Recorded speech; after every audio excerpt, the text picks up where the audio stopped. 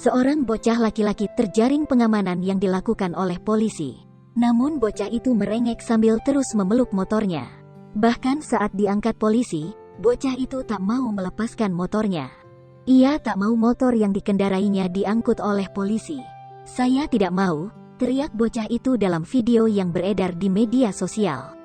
Kasat Lantas Polres Toraja Utara, AKP Samuel Tolongan mengatakan, peristiwa itu terjadi di depan kantor Samsat Karasik, Rantepao.